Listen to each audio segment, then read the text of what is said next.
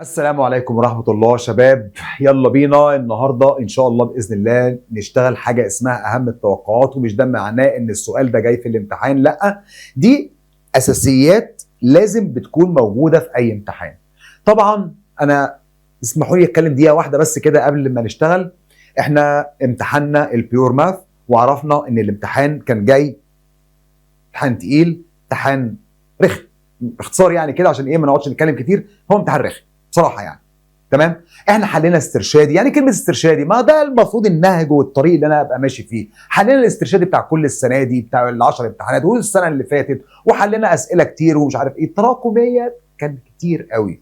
وحتى المسائل ذات نفسها ماشي، انا مش ضد ان الامتحان يبقى صعب، ماشي اديني امتحان صعب، بس برضه افتح نفسي كده في الامتحان، خليني اعرف احل كويس. فمعلش اللي فات مات. وعلى فكره زي ما كان صعب عليك فهيبقى صعب على غيرك، والدرجه اللي المفروض كنت تجيبها تبقى قد كده ما هتجيب شويه قد كده، ما برضه زميلك هيبقى في نفس السباق. فهو اللي هيخش هندسه هو هيخش هندسه، واللي هيخش كذا هيخش كذا. ربنا يوفقكم وربنا يكتب لكم الخير. وده مش معناه ان الماده الاخيره ان انا اهملها او نفسي تتسد، لا، يلا اشتغل ولغايه اخر نفس، يلا بينا نشتغل وربنا يكرمنا سبحانه وتعالى.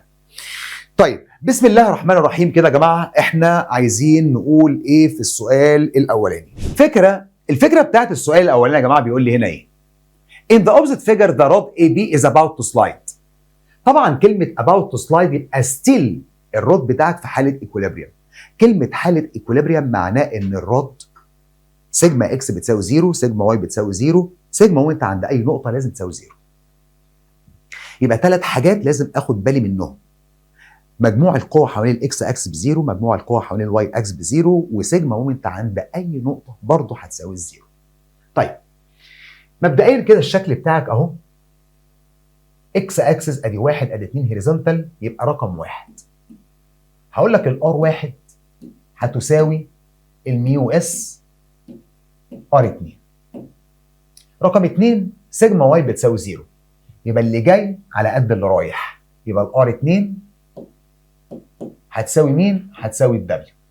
رقم 3 سيجما مومنت عند اي نقطه بتساوي 0، هجيب لك السيجما مومنت عند النقطه دي. طيب مبدئيا القوه دي تلاشت ودي تلاشت، اشمعنى اخترت النقطه دي؟ عشان ضيعت لي قوتين من القوه اللي موجوده. طب القوه دي هتلف انتي كلوك وايز، فهيبقى عندنا دبليو تايمز المسافه البربنديكولار اللي هي دي، ده كده ادجيسنت. طب لو الرد ده كله طوله مثلا 2 ال، تعودين عليها، يبقى الحته دي بتساوي هايبوتنس كوزين الانجل، يبقى ال كوزين 45. وبعدين عندنا الار 1 هتلف كلوك وايز، يبقى نيجاتيف الار 1 تايمز المسافه البربنديكولار دي اللي هي دي. طب ما ده اوبوزيت للانجل دي، الاوبوزيت بيساوي الهايبوتنس اللي هو 2 ال بس ساين 45. طبعا الكلام ده بيساوي كام يا شباب؟ بيساوي الزيرو. تعال نضيع شويه حاجات كده مع بعض. هو كوزين 45 وساين 45 نفس الانسر، فكاني قسمت عليهم، وعندك ال دي تروح مع ال دي، يتبقى لك من هنا ايه يا باشا؟ دبليو ماينس ادي 2 ار 1 بتساوي الزيرو. هستفيد ايه يا مستر؟ استنى بس شويه. الدبليو ماينس 2 ار 1، طب الار 1 موجوده عندك، يعني الدبليو هتساوي ادي 2 تايمز الار 1 عباره عن ميو اس تايمز الار 2 اللي هي برضه بكام؟ بدبليو. الدبليو دي لو جت الناحيه الثانيه هتيجي بالديفايدد، والاثنين هتيجي بالديفايدد، يبقى الميو اس بيساوي هاف. الميو اس بهاف، يبقى معنى كده التشويس ده هيبقى رقم مين؟ هيبقى رقم الايه. سؤال رقم 2 بيقول لك ايه؟ if the force F ب 6 I ناقص 2 J، عندك قوة 6 ونيجاتيف 2. اقرا السؤال مظبوط. and the equation of its line of action x زائد 3y equal 12. ما هو اللاين اوف اكشن ده اللي هو الخط بتاع القوة، ما هو خط القوة ده equation بتاعت ستريت لاين، هو بيقول لك عبارة عن x زائد 3y. ماشي، قال لك then the moment of the force about the point negative 3 و1. عندك نقطة اسمها B عباره عن نيجاتيف 3 و1، عايز المومنت عندها. طب انا علشان اعرف اجيب المومنت عند اي نقطه، انا بوصل فيكتور واصل من البي لنقطه موجوده على اللاين اوف اكشن. ما عنديش نقطه، ازاي؟ ده انت عندك ايكويشن بتاعت الستريت لاين بتاعت او اللاين بتاعت المين؟ الفورس. اكس زائد 3 واي بتساوي 12. الخط ده الايكويشن بتاعته اكس زائد 3 واي بتساوي 12. اي خط ده فيه 5000 نقطه، خد لك نقطه، حط الاكس بزيرو وشوف الواي بكام. لو الاكس بزيرو يبقى الواي يبقى 3 واي ب 12، يبقى الواي بتاعتك بتساوي 4. يبقى النقطه 0 و4. وعلى فكره مش شرط 0 و4، اي حاجه تعجبك مفيش مشكله. طب انا جبت نقطه عباره عن 0 و4، يبقى المومنت عند نقطه البي هتساوي بي، يبقى معناها بي اي فيكتور كروس برودكت الاف.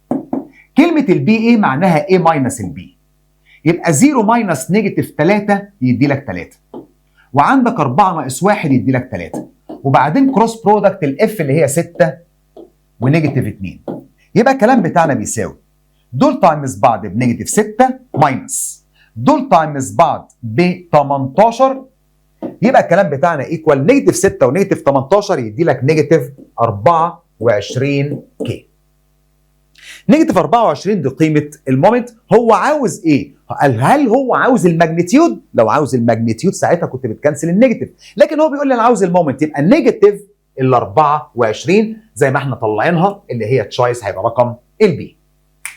تعال بينا رقم 3 وبيقول لك in the given figure if ال AB is a rod of negligible weight، يعني معنى كأن الوزن بتاعه ملهوش أهمية، and its length is 120، ده كله طوله 120، ده اللي هو ال AB كله.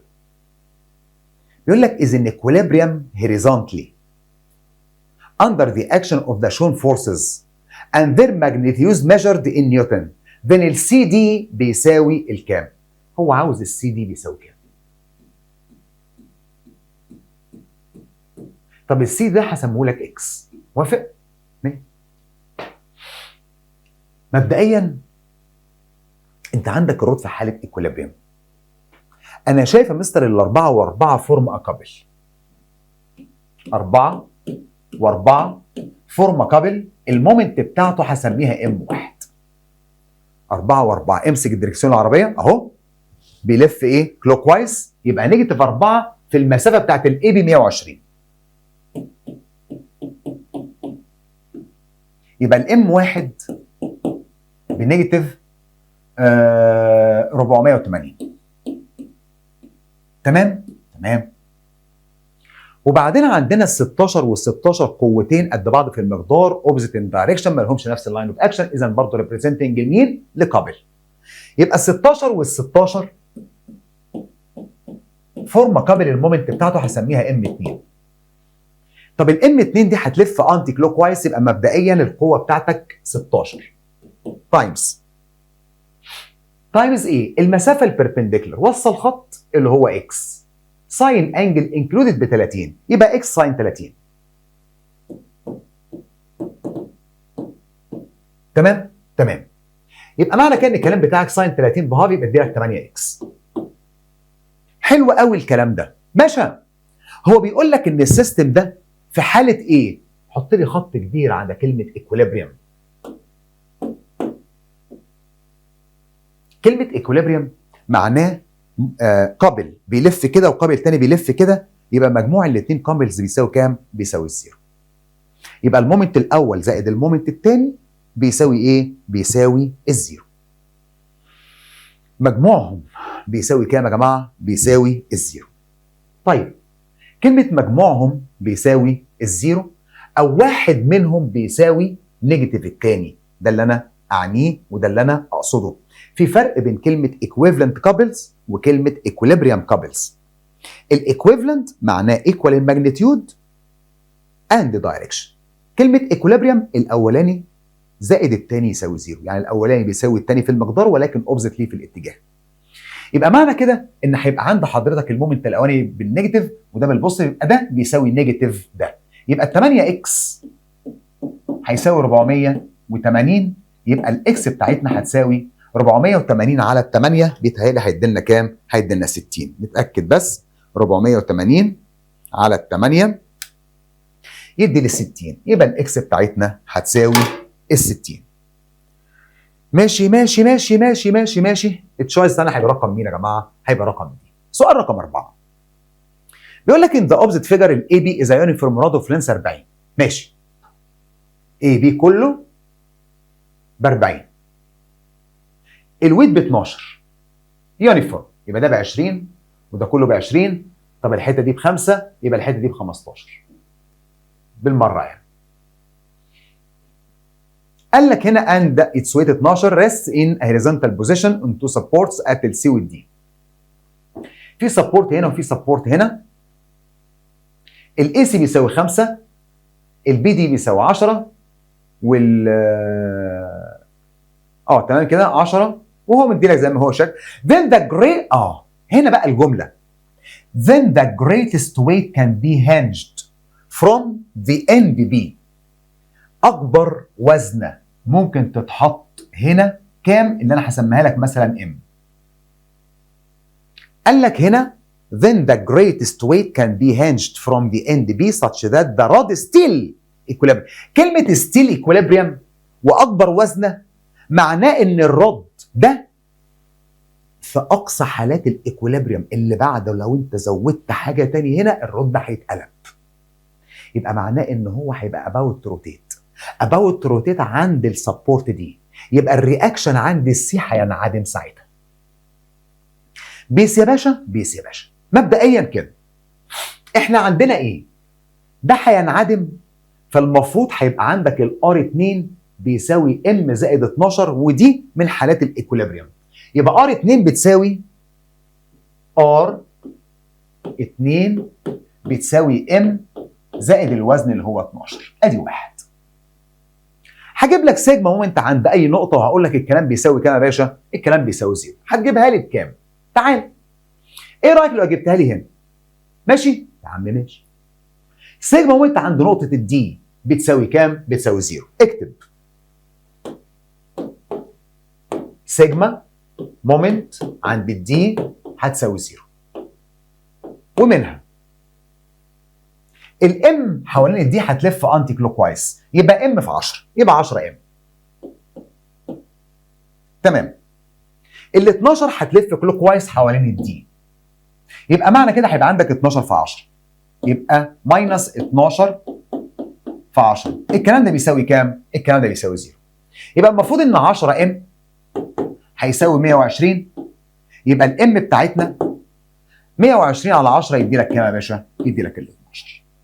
يبقى الام بتاعتنا ماست بي ايكوال كام؟ ايكوال 16 عشان تبقى في حاله ايكوليبريم.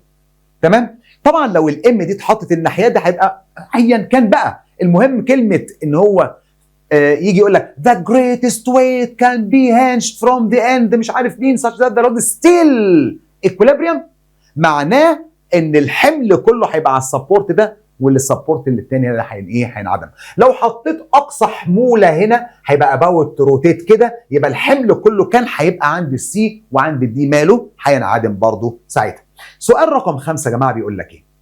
In the given figure ABCD is a rhombus. رمبس يبقى لازم كده ايه تستعيذ بالله من الشيطان الرجيم وتقول لي ان الاربعه سايدز بتوعه قد بعض، الدياجونالز بتوعه perpendicular to each other وبايسكت في نفس الوقت to each other. حلو كده الكلام؟ جميل الكلام. بيقول لك ABCD is a rhombus whose diagonals AC والBD are of length 16 و8. باشا عندك 16 يبقى الحته دي ب8 وده ب8، وعندك 12 يبقى ده ب6 وده ب6. طب 6 8 وده بيربنديكولار، يبقى السايد لينث بتاع الرومبس بيساوي 10. قشطه. قال لك if the system of forces is equivalent to a couple the algebraic measure of its moment is 396 نيوتن سنتيمتر then the magnitude of F بيساوي كام؟ يعني السيستم كله بيريبريزنت الايه؟ لقابل واحد. بص يا باشا، مبدئيا عندك القوه دي والقوه دي equal in magnitude opposite in direction ما لهمش نفس اللاين اوف اكشن، الريزلتنت بتاعتهم بتساوي زيرو، اذا هم فورم ا كابل. 3 اف و3 اف يا باشا. يبقى مبدئيا كده هقول لك ال3 اف وال3 اف فورم ا كابل. المومنت بتاعته الاولانيه هتساوي، هو ال3 اف امسك الدريكسيون زيري بيو، هتمشي ازاي؟ هتمشي انتي كلوك وايز. يبقى 3 اف في المسافه البربنديكولار اللي ما بينهم اللي هي البي دي لب لب لب لب لب لب لب لب لب لب لب لب. فين البي دي؟ فين البي دي؟ في البي دي اهو اللي هو ب 12. يبقى ده في 12، 3 في 12 يدي لك 36 اف. عظمه عظمه على عظمه. باشا باشا عندك كمان حاجه، عندك القوتين اللي هي الاف والاف هيلفوا ازاي دول؟ هيلفوا كده اهو، يعني كلوك وايز. يبقى معنى كده ان الاف والاف فورم ا كابل، المومنت بتاعته ام 2 وبعدين هيبقى عندك نيجاتيف اف في المسافه البربنديكولار اللي ما بينهم. طب المسافه البربنديكولار وصل خط ما بين القوتين دول اهو. طب طول الخط ده ب 10، ساين انجل انكلودد اللي هي ساين الانجل دي. ماشي؟ امشي معايا واحده واحده والنبي، والنبي تمشي معايا واحده واحده. طب الانجل دي كلها ماشي؟ ما هو دلوقتي هوصل كده، يبقى كده ساين الانجل دي، يبقى 10 ساين الانجل دي. طب لو الصغيره دي اسمها سيتا، طب ما دي برضو اسمها سيتا، يبقى 10 ساين 2 سيتا.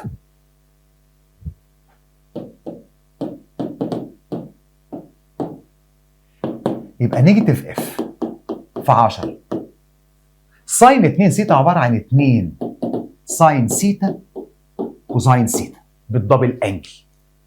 يبقى الكلام بتاعك بيساوي نيجاتيف 20 اف وبعدين ساين سيتا باوبزيت على الهايبوتنس يعني 6 على 10 كوزاين سيتا adjacent على الهايبوتنس يعني 8 على 10. شوف لي الفيلم بتاعك ده كله بكام؟ 20 في 6 في 8 على 100 يدي لك 48 على 5 نيجاتيف 48 اوفر 5 للاف. ماشي؟ ادي واحد، ادي يا باشا 2. المومنت الاولاني والمومنت الثاني هما الاثنين بيريبريزنت القابل. المومنت بتاعته عباره عن مجموع الاثنين مومنتس دول اللي هو 36 اف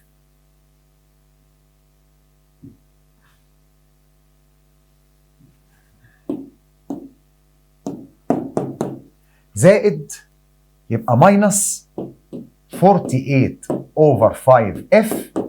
الكلام ده يا باشا بيساوي 396. لو اخدنا اف كومن فاكتور هيبقى عندك 36 ماينس 48 على 5. الكلام ده ب 396. لما اجي اعمل لك دلوقتي 36 ماينس فراكشن 4 8 وبعدين 5، الكلام ده يطلع وات ايفر ما يطلع بكام؟ امسحه وقول لي 396 ديفايدد باي الانسر يطلع لك 15. يبقى قيمه الاف بكام يا باشا؟ بتساوي 15. يبقى الاف بتاعتنا تشويس هيبقى رقم مين؟ هيبقى رقم البي. سؤال رقم 6 يا جماعه بيقول لي ايه؟ اي بي سي از ا تراينجل. بقول لك يا باشا تعالى كده نرسم التراينجل الجميل ده. بص كده معايا، طبعا كروكي جدا جدا اهو. طب انا هرسمه بقى ازاي ان شاء الله بقى؟ مثلا ارسم يا عم اي حاجه. ادي اي بي سي is a triangle in which ان الاي بي ب 24 سنتيمتر وبعدين البي سي ب 28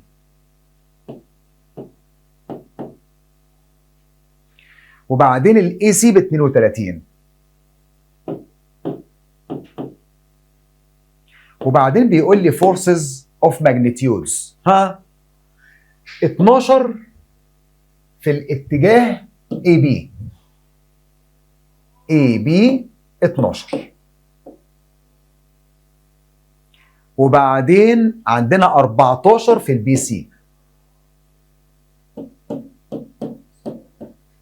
تمام. وبعدين 16 سي اي. حلو كده؟ جماعه مهم قوي قوي قوي اللي انا هقوله دلوقتي ده.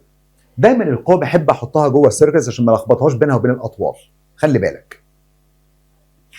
طيب مبدئيا لما تيجي تبص للمنظر ده كده قدامك هتبص ان الثلاث قوى بتوعك بيلفوا حوالين بعض، كلوك وايز او انتي كلوك وايز على حسب الرسمه اللي انت راسمها، ما عنديش فيها مشكله.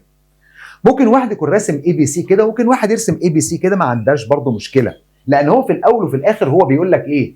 find the magnitude of the moment. magnitude. ليه؟ لان ممكن واحد يرسم الاي بي سي كلوك وايز، او ممكن واحد يرسم الاي بي سي انتي كلوك وايز، مفيش مشكله. فانت هتجيب المومنت بالبوزيتيف او بالنيجاتيف، فعشان تجيب الماجنتيود فانت هتشيل النيجاتيف. خلاص. ماشي؟ عايز الماجنتيود اوف ذا مومنت اوف ذا كابل ريزلتنج فروم ذيس فورس. جماعه هو ده هيعمل كابل؟ ايوه يا باشا. بص كده معايا. القوه 12 على 24 بنص. القوه 16 على 32 بنص. القوه 14 على 28 بنص. يبقى معنى كده ان السكيل بتاعك واحد، والثلاث قوى بتوعك موجودين في جيومتريك شيب وتيكن ان ذا سيم سايكليك اوردر، يعني بيلفوا حوالين بعض. يبقى المفروض ان احنا عندنا ايه دلوقتي؟ المفروض ان احنا عندنا دلوقتي ده ريبريزنتنج الكابل. المفروض المومنت بتاعته، خلي بالك المساله دي مساله لذيذه قوي قوي قوي قوي. المومنت بتاعه عباره عن توايس السيرفيس اريا تايمز السكيل. طيب السكيل خلاص عرفناه. المفروض ان هو السكيل ده بيبقى عباره عن ايه؟ السايد على القوه ولا القوه على السايد؟ لا، القوه على السايد ده بنسميه السكيل. كل قوه اوفر طول السايد اللي شايلها، عدد ثابت. ماشي. يبقى السكيل بتاعنا عباره عن 16 على 32 او 14 على 28 او 12 على 42. باشا هجيب السيرفيس اريا ازاي يا مستر؟ الله، كلام جميل. بص بقى، علشان تجيب السيرفيس اريا اتبع اللي انا هقوله لك ده كويس جدا جدا جدا. ده قانون تراكمي، خلي بالك، وهو بيعتمد على موضوع التراكمي ده. ماشي؟ حاجه اسمها هيرنز فورمولا، اللي هو عباره عن ايه؟ هتجيب لي مجموع السايدز البريمتر بتاعنا. لو جبت لي كلمه البريمتر، اصحى اصحى. لو جبت لي كلمه البريمتر اللي هي مجموع السايدز، مجموع الايه؟ السايدز، اللي هي عباره عن 24 وبعدين 32 وبعدين 28. الكلام ده ب 84. وبعدين هتجيب حاجه اسمها اس، اللي هو مين الاس ده؟ اللي هو البريمتر على الاثنين، اللي هو ب 42. وبعدين السيرفيس اريا هتساوي سكوير روت كبير كده. بتكتب اس وبراكت تايمز براكت تايمز براكت. هتكتب لي شويه اسات جوه كده، وتقول لي ماينسات، وبعدين السايدات اللي هو عباره عن 32، وبعدين هتقول لي 24، وبعدين هتقول لي 28، وتحسب حسبتك يا هندسه. يبقى السيرفيس اريا، استنى ما البس لكم نضاره عيال. يبقى السيرفيس اريا بتاعتنا هتبقى عباره عن اس، الاس ب 42. ماشي، يبقى 42 افتح براكت. 42 ماينس 32 يدي لك 10، اقفل افتح. 42 ناقص 24 اقفل افتح. وبعدين 42 28 اقفل افتح. ايه الكلام ده بيساوي؟ الكلام ده كتير قوي. امسح الكلام البايخ ده، وبعدين اعمل لي سكوير روت الانسر. سكوير روت انسر يطلع لك بكام يا باشا؟ يطلع لك ب 84 روت 15. ده السيرفيس اريا. بص السيرفيس اريا، سيرفيس اريا بمعلوميه الثلاثه سايدز بتوع تراينجل. طب المفروض ان المومنت بتاع القابل عباره عن ايه؟ عباره عن توايس السيرفيس اريا اللي هي 84 روت 15 تايمز السكيل اللي احنا اتفقنا عليه ان هو بكام يا جماعه؟ بهاف. الاثنين تروح مع الاثنين، يبقى الكلام بتاعنا ايكوال ل 84 روت 15. 84 روت 15 وقصتك خلصت. طيب سؤال رقم 7. بص بيقول لك ايه؟ بيقول لك in the opposite figure a system of forces measured in Newton is equivalent to a couple. The algebraic measure of each moment equal كام؟ طب انا عندي القوه دي داخله والقوه دي داخله، لو مش داخله تصلحوها، سهم نازل نازل بيلفوا حوالين بعض، وهو اوريدي بيريبريزنت الكابل. يبقى المفروض ان كل قوه اوفر طول السايد بتاعها، ده السكيل بتاعي 60 على 3 يدي لك 20. يبقى المفروض ده هيبقى 80 على كام يدي لك 20؟ يبقى المفروض السايد ده طوله ب4 عشان يبقى 80 4 سنتيمتر، يبقى 80 على 4 ب 20، 60 على 3 ب 20، 100 ده 100 ده مش 10، 100 على 5 يدي لك 20. يبقى دول الثلاثه سايدز بتوعنا.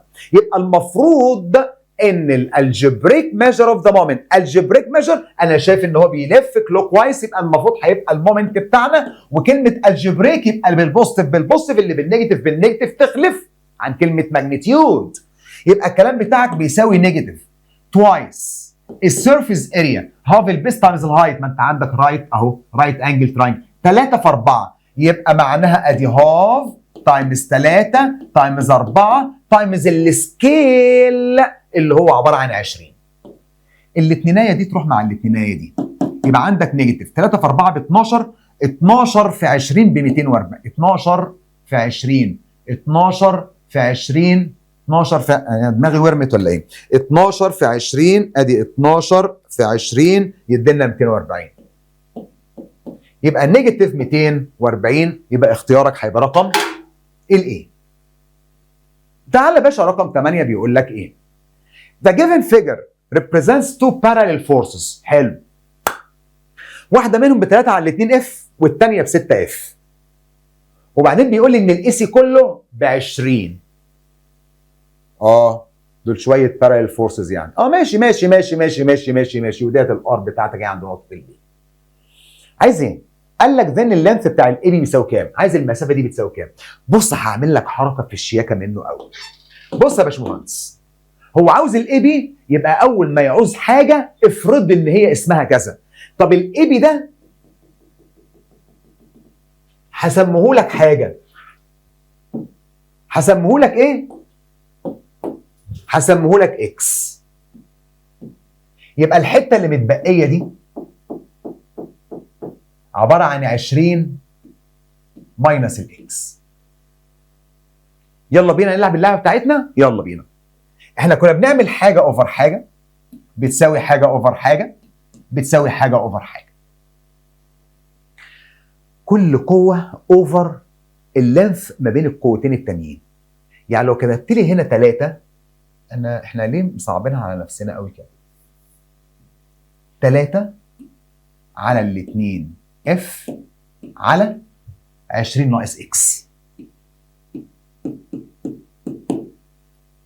هتساوي الار على ال20.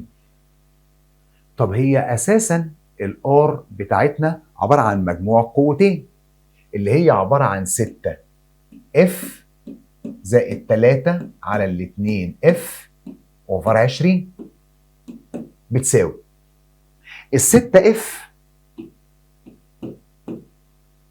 على الاكس. انا شايف الدنيا زي الفل، زبادي خلاط معاك. باشا ممكن اشتغل الاثنين دول مع بعض؟ ازاي يا مستر؟ يا عم ممكن الاف مع الاف مع الاف في 60 داهيه، وعندك 6 و3 على الاثنين يعني 6 و1 ونص يدي لك 7 ونص، يبقى 7 ونص على ال20 هيساوي 6 على الاكس. انا طلعت لك الاكس في كلمه الا كلمه، يبقى معنى كده هعمل الاكس 6 في 20 على 7 ونص، يبقى 6 في 20 على 7 ونص يدي لك 16. يبقى الاكس بتاعتنا بتساوي 16. اختيارك هيبقى رقم الدي. سؤال رقم 9. In the opposite figure اللي حصل the light rod AB، ادي الاي بي بتاعنا اهو، is in equilibrium state horizontally and the shown parallel forces measured in Newton. Then ايه بقى؟ الكي بقى بكام والان بكام والاف بكام والحاجات الايه الحلويات دي. طيب باشا ايه الكلمه اللي انا هفتح الباب وادخل منها؟ كلمه equilibrium. ما دام كلمه equilibrium يا باشا يبقى اللي جاي على قد اللي رايح يا باشا. ده رقم 1.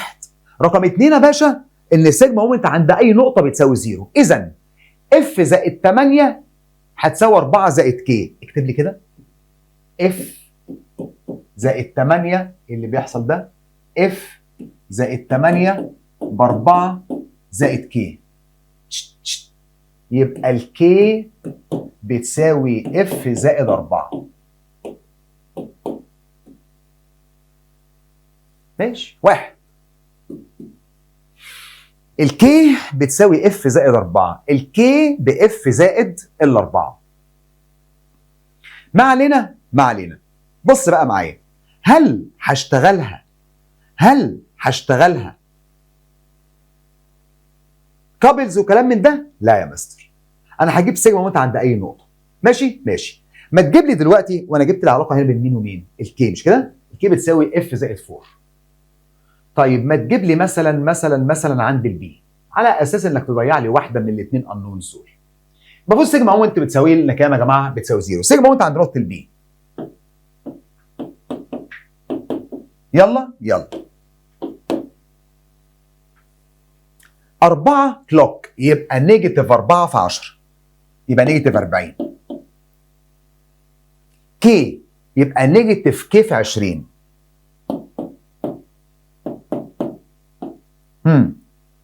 تالتة 8 انتي كلوك 10 30 يبقى 3 في 8 ب 240 على طول، يبقى زائد 240.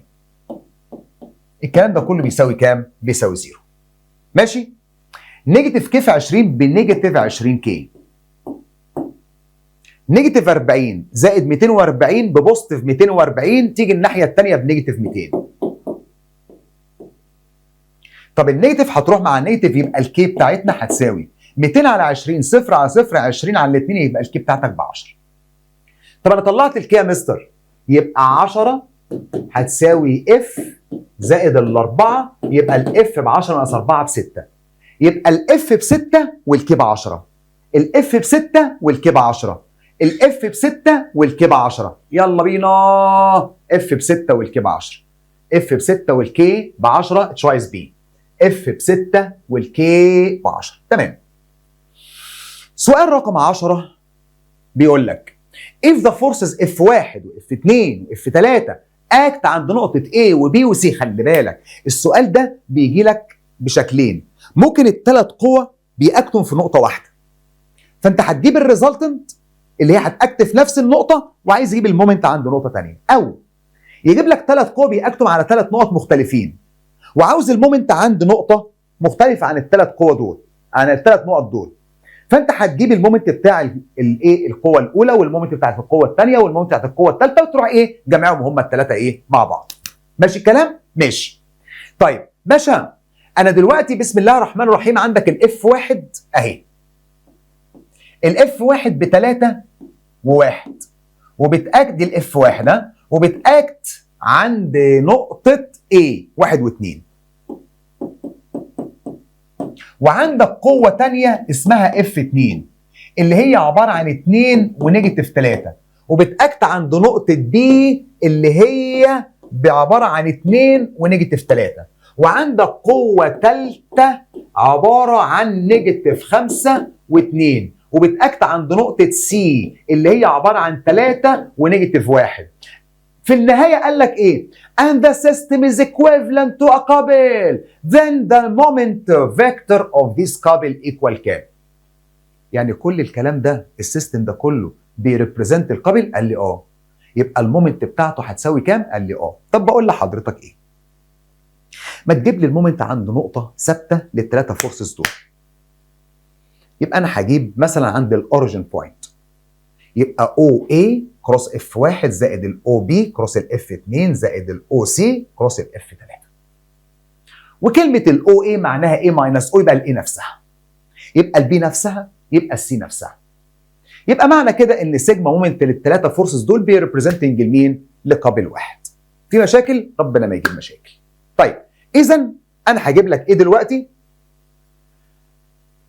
سيجما مومنت للمومنتس بتاعت الفورس دي كلها هتساوي، انا هجيب المومنت للثلاثه فورسز دول عند الاوريجن بوينت مثلا، يبقى او اي كروس اف 1 او بي كروس الاف 2 او سي كروس الاف 3. يبقى هعمل لك ادي 1 و2 كروس برودكت ال3 وال1 زائد الاو بي، يعني بي ماينس الاو، يعني عباره عن 2 ونيجاتيف 3 كروس برودكت الاف 2 ونيجاتيف 3.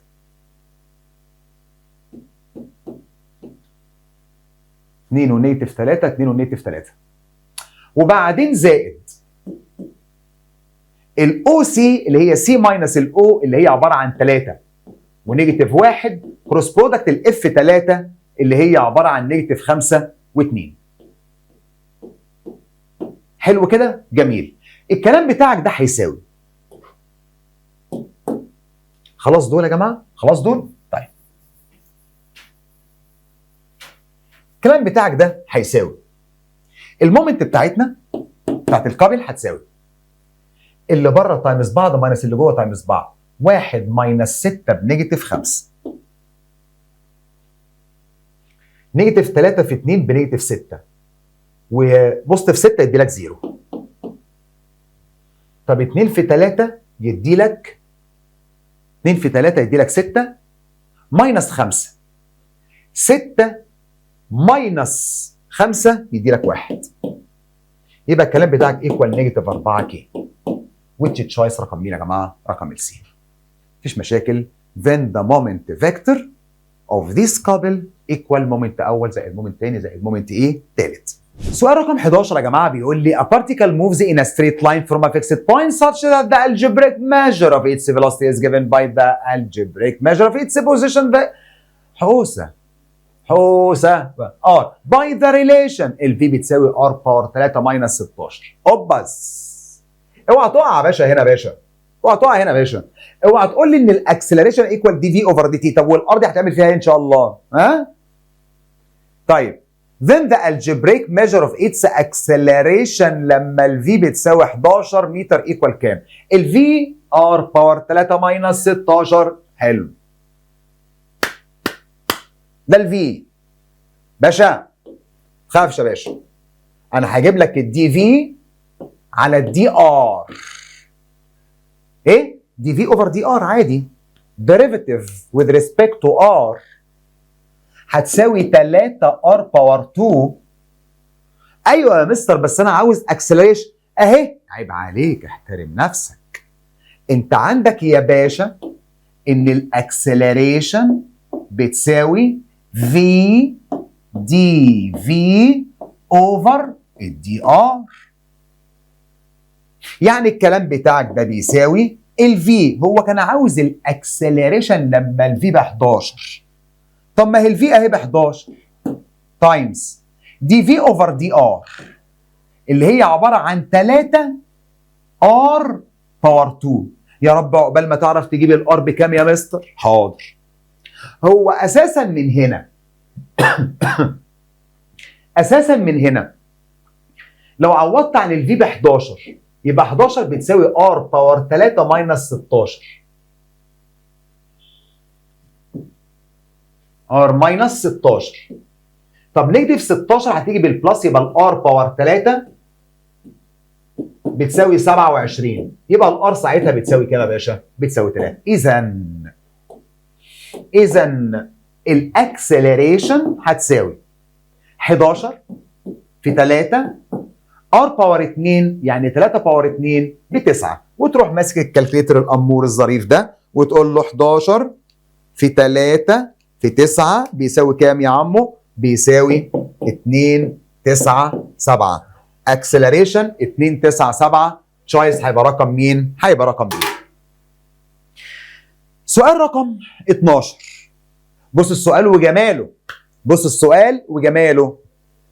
بيقول لك in the opposite figure a ball of mass 2 كيلو is projected upon a smooth inclined plane with velocity 3 meter per second. ماشي، يعني اتحدف من هنا بإنيشيال velocity 3 from the point A at the bottom of the smooth inclined plane AB and comes to rest at the point B. يعني final V بتساوي كام؟ 0. قال لك if بقى بص بقى قله الادب.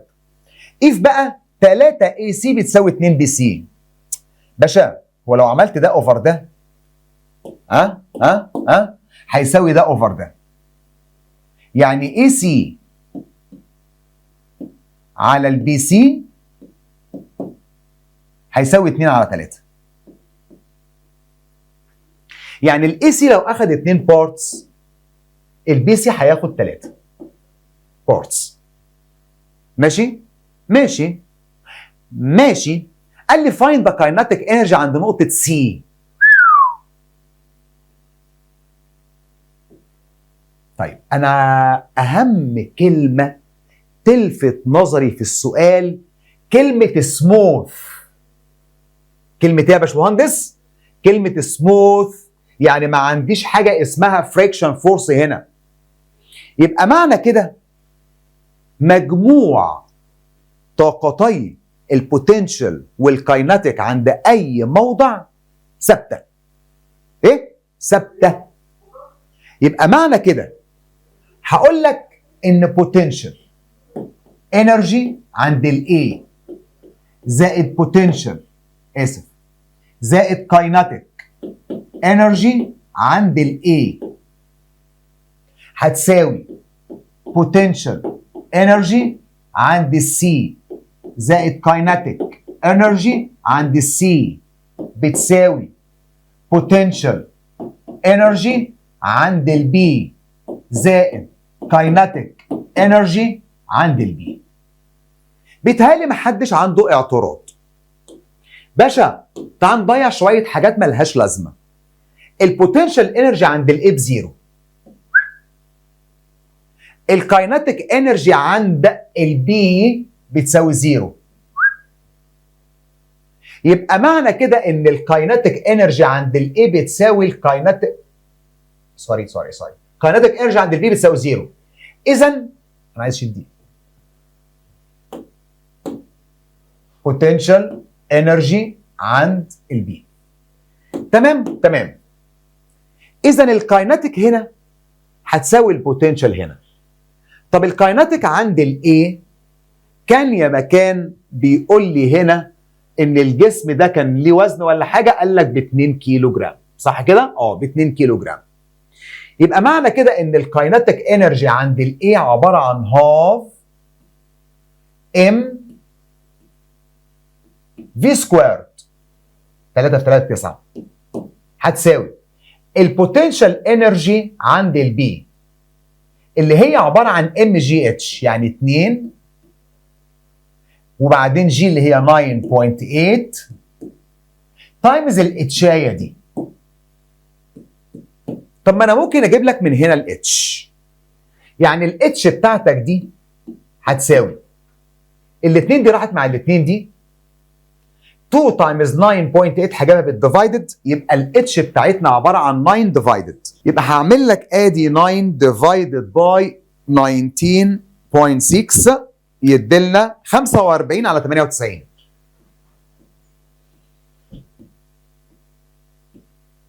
يبقى الاتش دي بتساوي 45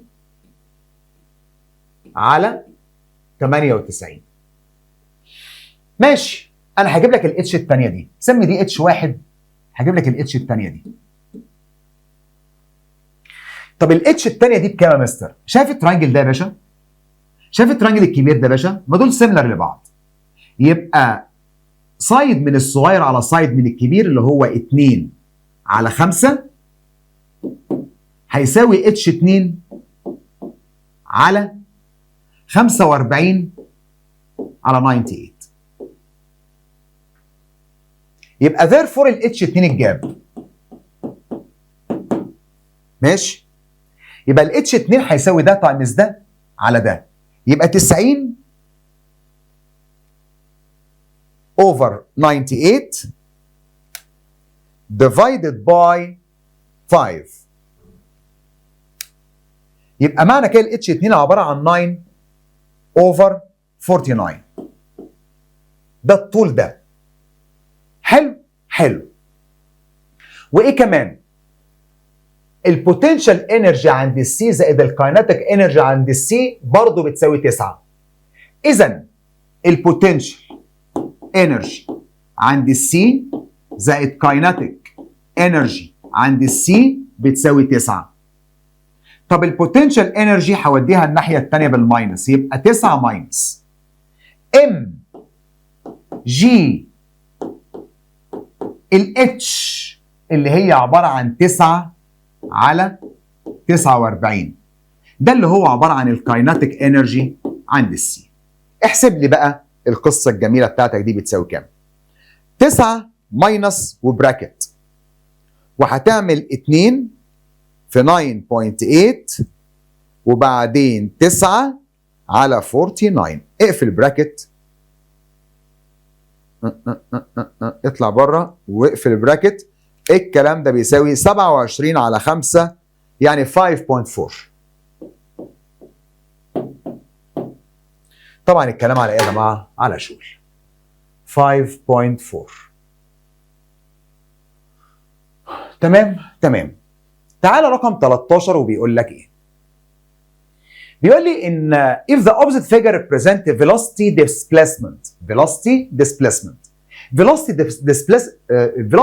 displacement graph. For a body moves in a straight line, then the acceleration of the body when the displacement becomes 4 meters equals الكام؟ حلو الكلام ده. باشا انا محتاج ان انا اجيب الايكويشن بتاعه الخط ده. انا عندي هنا نقطه 4 و6. ماشي. وعندي هنا نقطه عباره عن 0 و0. يبقى الايكويشن بتاعه الستريت لاين ده عباره عن y اوفر الاكس y ماينس y1 x ماينس x1 بتساوي السلوب 6 ماينس 0 4 ماينس 0 يعني 6 على 4 يعني 3 على 2. لو عملت لي كروس مالتيبليكيشن هيبقى عندك هنا 2 y بتساوي 3 الاكس اللي بيها 3x ماينس 2y. دي كده الايكويشن بتاعتنا اللي انا هحولها حالا دلوقتي الواي دي في والاكس دي اللي هي الاس، يبقى عباره عن 3 اس ماينس 2 في بتساوي 0. دي الايكويشن. يعني ممكن اظبطها واقول لك ان الاثنين في بيساوي 3 اس، يبقى الفي بتساوي 3 على الاثنين اس. دي الايكويشن بتاعت الخط اللي قدام حضرتك ده. انت عايز مني ايه؟ عايز الاكسلريشن اوف ذا بودي لما الديسبيسمنت ب4. طب الفي بتساوي 3 على اس دي اس.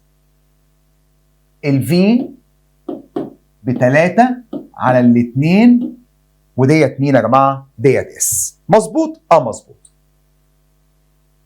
طيب انا محتاج دلوقتي حاجه اسمها ايه؟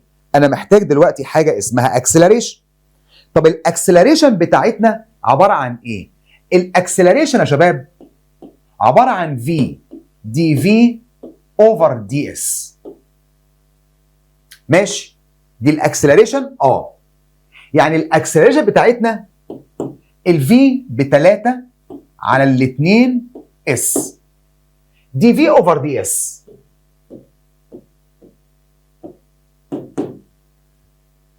الدي في اوفر الدي اس بتساوي 3 على الاثنين. يبقى معنى كده ادي الاكسلريشن عباره عن في وبعدين 3 على الاثنين اس تايمز 3 على الاثنين. يعني الاكسلريشن ب9 على الاربعه اس. ده مين ده؟ ده الاكسلريشن. انت عايز مني الاكسلريشن لما الاس بتاعتك بتساوي 4، يبقى هشيل الاس واحط 4، يبقى الاكسلريشن بتساوي 9 على الاربعه في 4 يعني بتساوي كام يا باشا؟ بتساوي 9. يبقى اختيارنا هيبقى رقم مين يا جماعه؟ هيبقى رقم الايه. طيب رقم 14. بيقول لك if the power of a machine 9.8 كيلو وات، يبقى الباور بتاعت الماشين بتساوي 9.8 تايمز 1000 واط. مش قال لك then the time needed for this machine to lift a body of mass 10 كيلو a distance 100 متر above the ground surface. طيب انا عندي كتله ب10 هتتحرك فوق سطح الارض 100 متر. طب ما انا ممكن اجيب لك الورك دان باي ذيس فورس بتساوي مين؟ الورك عباره عن الام جي تايمز الاس. الام بتاعتك عباره عن كام يا باشا؟ قال لك الكتله ب 10 كيلو، يبقى 10 تايمز 9.8 والارتفاع ب 100. يبقى معنى كده هيطلع لنا هنا كام؟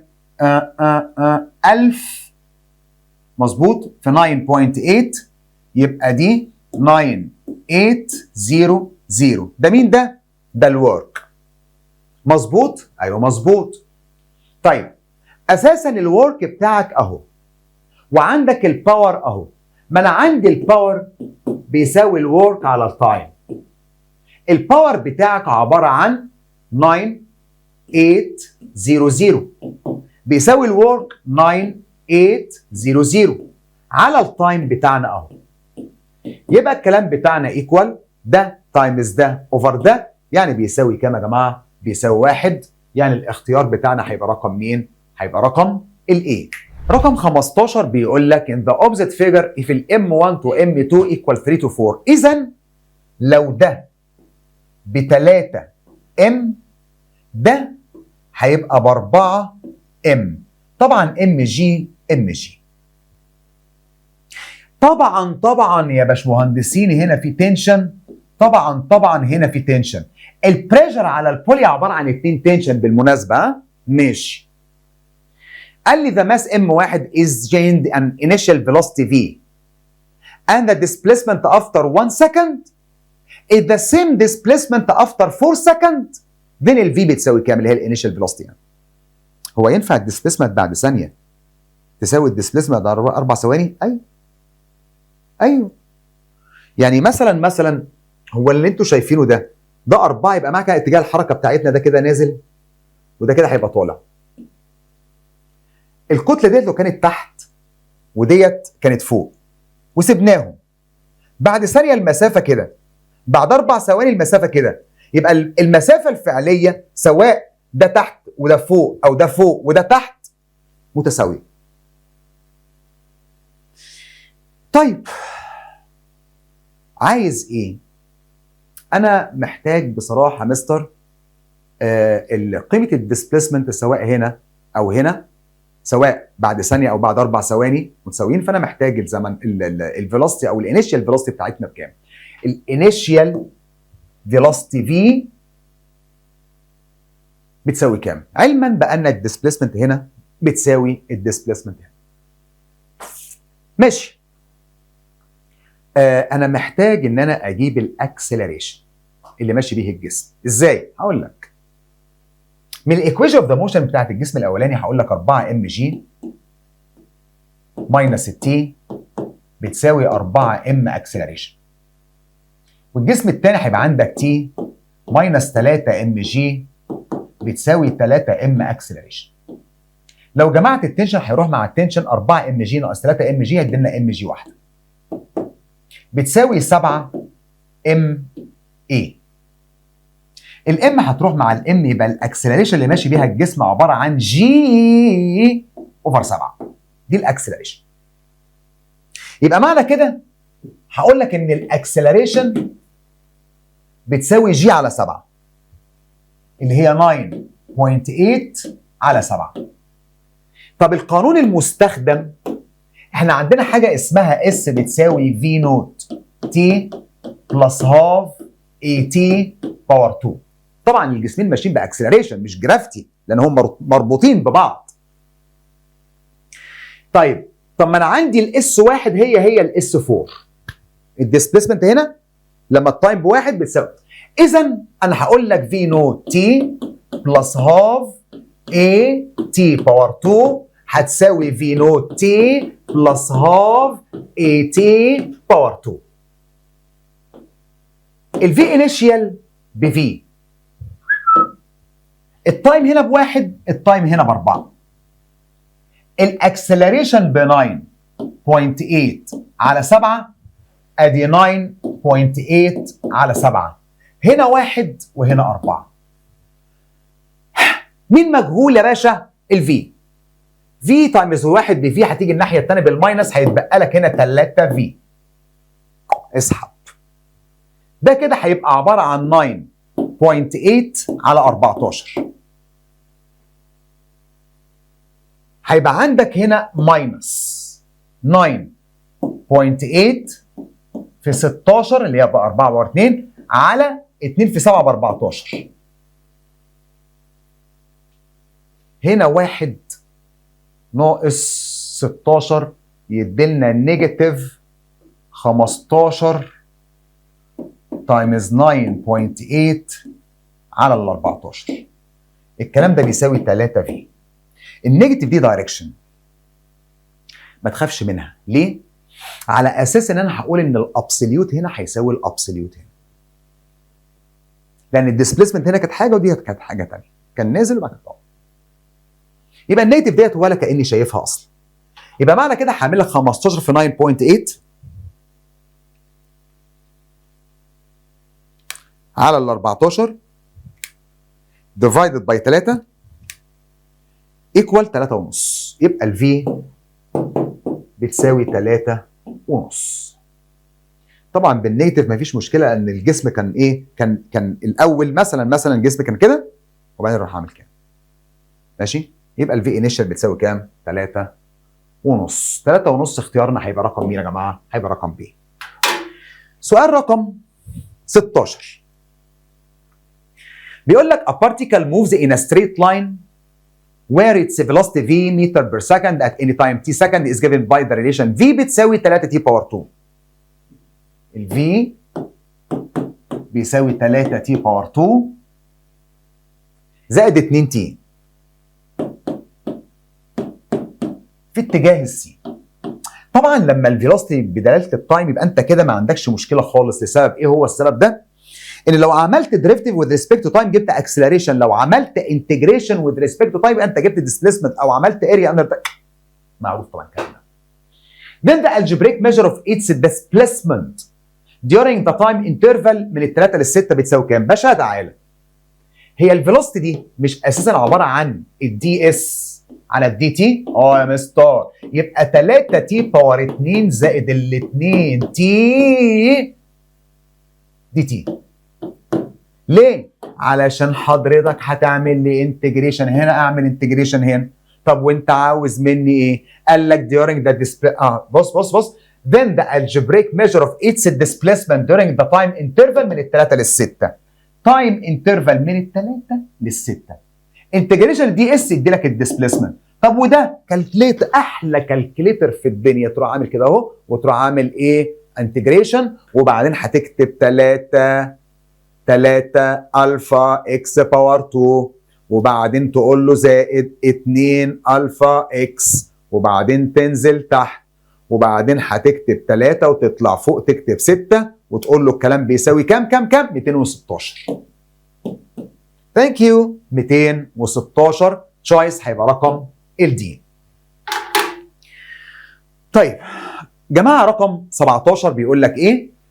If a man of weight 70 كيلو جرام weight ماشي stands on the floor of a lift moving vertically up. لحظه بص كده معاه، بص يا باشا، عندك ده الاسانسير اهو، ماشي وبعدين في مان، في ايه؟ مان. المان ده ب 70 كيلو جرام ويت stands on the floor of a lift. المان اهو عسليه خالص اهو. طب بقول لك ايه؟ وزنه الحقيقي، الوزن الحقيقي اللي هو 70 تايمز 9.8. باشا عندك هنا حاجه اسمها ان. باشا تعالى ما افكرك بحاجه، لو الاسانسير ده واقف، لو الاسانسير ده ماشي بسرعه منتظمه سواء طالع او نازل، يبقى القرايه هي الوزن الحقيقي. لو نازل باكسلريشن يبقى الان اقل من وزنه الحقيقي. لو طالع باكسلريشن يبقى الان اكبر من وزنه الحقيقي. واضح الكلام؟ طيب تعالى بقى نشوف هو بيقول لك ايه. امان 70 كيلو جرام stands on the floor of a lift moving vertically up with acceleration. moving ايه يا باشا؟ up. لو سمحت اعمل العمله دي. وبعدين acceleration مقدارها 1.4. مقدارها كام؟ then the pressure of the man on the floor left equal كام؟ كيلو جرام weight. لحظه، مش ماشي لفوق؟ قال لي ماشي لفوق. ماشي لفوق ماشي لفوق يعني يبقى عندك ال n minus 70 times ال 9.8 هتساوي ده minus ده equal mass acceleration. يبقى 70 times ال 1.4 يبقى ال n بتاعتك بتساوي، ودي الكلام ده كله هيطلع لك بالنيوتن. النيوتن ده لما تقسمه لي على 9.8 عشان تطلع لي ال n بالكيلو جرام ويت. تعالى يا باشا. هيبقى عندك هنا خد لي 70 كومن فاكتور وافتح لي براكت واعمل لي 1.4 زائد 9.8 اقفل. الكلام بتاعك بيطلع لك ب 7.84 نيوتن. علشان احول من نيوتن لكيلو جرام ويت يبقى اقسم على 9.8 يبقى عندك كيلو جرام ويت. هتاخد الرقم ده تقسمه على 9.8 يطلع لك ب 80. مش واخد بالك من حاجه؟ ايه الوزن الحقيقي بتاع الراجل 70 لكن هو طالع باكسلريشن وزنه في القرايه زاد. ده اللي احنا بنقوله. يبقى طالع باكسلريشن وزنه بيزيد او نازل بس بديسلريشن. ما هو نازل بالديسلريشن كانه طالع. سؤال رقم 18 بيقول لك ايه؟ اقاره في ماس 4 طن. طن انا ما بشتغلش بالاطنان انا، ولا مؤاخذه. ماشي؟ يبقى 4000 كيلو. وانا ماشي كده شغال. ascend a slope inclined at an angle of sine. ماشي ادي الساين ثيتا بتاعتنا ايه؟ to the horizontal against a resistance of magnitude 5 كيلو جرام weight per each ton of the car's mass to occur velocity 54 km per hour. حوارات بالهبل. during a half minute. ماشي يا باشا. if the car starts moving from rest. ماشي يا باشا. then the work done by the force of the car's engine equal كام؟ ما هو بص ممكن يقول لك انا عاوز الورك done by the force of the car engine. find the work done by the resistance. find the work done by the component of its weight. يبقى معنى كده بتاخد مقدار القوة اللي هو طالبها منك لإيجاد الورك اللي هو عايزه تعمله تعمل المسافة يا باشا. والله لو القوة إيجابية فهيطلع لك القوة بالبوزيتيف تايمز المسافة. لو القوة غير مفيدة يعني قوة إعاقة زي مثلا الريزيستنس زي مثلا الكومبوننت اوف ويت لما يبقى طالع هيبقى بالنيجاتيف يا باشا. طب بقول لك يا سعادة الباشا بص كده معايا. ارسم بقى كده خلي الدنيا تحلو معاك اهو وبعدين اهو. حلوة الدنيا جميلة الدنيا. العربية فين؟ العربية اهي. العربية اهي. ماشي؟ اتجاه الحركة فين؟ هو كان بيقول احنا فين؟ اهو ascend. يبقى الاتجاه بتاعنا لفوق. يبقى هنا في حاجة اسمها ام جي ساين ثيتا. يا صلاح. وهنا في حاجة اسمها ريزيستنس في عكس اتجاه الحركة. وهنا يا حرام يا غلبان في حاجة اسمها اف. اذا انا هجيب لك الاف الاول بتساوي كام. ماشي يا باشا؟ ماشي. وبعدين ابقى اجيب لك الورك. ماشي يا باشا؟ ماشي. هو دلوقتي كان مديلي معلومات. فكك من الموضوع ده دلوقتي. كان بيقول لي هنا occurs velocity 54 كيلومتر بر اور. يبقى انا عندي الفيلوسيتي بتساوي 54 هعملها تايمز 5 اوفر 18 عشان اطلعها لك بالمتر بير سكند. يبقى 54 times 5 divided by 18 يطلع لك ب 15 متر بير سكند.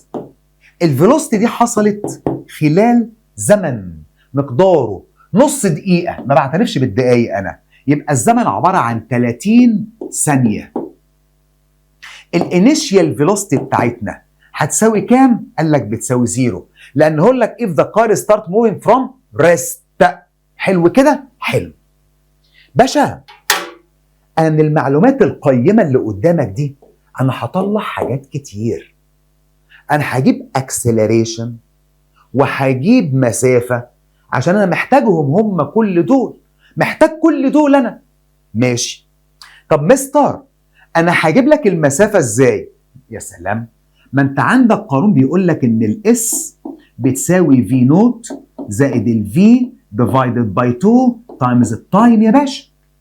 يبقى المسافة اللي مشيتها العربية ديت على لتحدث هذه السرعة الفي نوت بزيرو. طب الفي بتاعتك ب 15 divided by 2 times التايم ب 30 225. يبقى الاس بتاعتك ب 225 متر. كده انا شغال في العدل منه.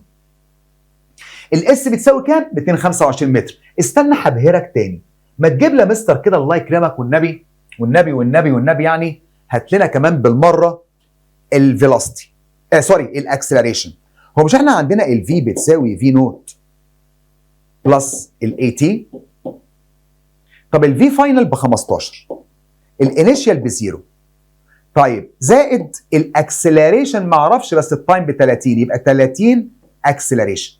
ال 30 هجيبها بالديفايدد، يبقى معنى كده بالمره ان الاكسلريشن بتاعتنا بتساوي 15 على 30 يعني بنص. يبقى الاكسلريشن بتاعتنا عباره عن هاف متر بير سكند سكوير. ده كده بالمره يعني. ماشي؟ ماشي. كل ده انا محتاج مقدار القوه. عايز القوه؟ هو ماشي باكسلريشن؟ طيب سيجما فورسز ايكوال ماس اكسلريشن. صباح الفل يا عم نيوتن التاني. يبقى هقول لك هنا باشا الاف ماينس الار ماينس الام جي ساين سيتا بتساوي ماس اكسلريشن. عظيم. مين مجهول؟ الاف. طيب اقول لك على حاجه بقى في الشياكه منه. تعال نجهز الار يا شباب. فاكرين الار؟ قال لك هنا ريزيستنس 5 كيلو جرام ويت لكل طن. هما كانوا كام طن؟ 4. يبقى هعمل 5 في 9.8 في 4، يبقى الريزيستنس عباره عن 5 في 9.8 في 4، وطبعا نيوتن الكلام ده. يبقى 5 في 4 في 9.8، 5 في 4 في 9.8 196. يبقى الار 196 نيوتن. بالمره هات لي ام جي ساين سيتا. الام ب 4000، الجي ب 9.8. ساين سيتا كان بيقول لك بواحد على 100، يعني الكلام ده شيل ده وقول له بيساوي كام واقسم على 100. 392. يبقى الام جي ساين سيتا بتساوي 392. انا بحضر التحضير عشان ما تحتس مني. يبقى معنى كده كل اللي انا هعمله لك دلوقتي هقول لك ان الاف هتساوي تك، هتقول لي ماس اكسلريشن زائد الام جي ساين سيتا زائد الار. طيب الماس عندنا ب 4000 والاكسلريشن بنص يبقى 2000. الام جي ساين سيتا ب 392. طب الار بتاعتنا ب 196. طب الفيلم ده بيساوي كام؟ ادي زائد 196 زائد 2000 بيساوي 2588 نيوتن. حلو حلو. يبقى الورك دان باي ذا فورس بتساوي كام؟ بتساوي 2588 تايمز المسافة اللي مشيتها كانت ب 225. حلو الكلام؟ طيب يبقى هعمل الكلام ده تايمز 225. الكلام يطلع ب5 8 2 3 0 0. هو كان عايز الكلام بتاعك بالايه يا جماعه هنا؟ بالجول. انا طلعت الكلام بتاعنا طلع بكام؟ 5 8 23 صفرين. 5 8 23 صفرين.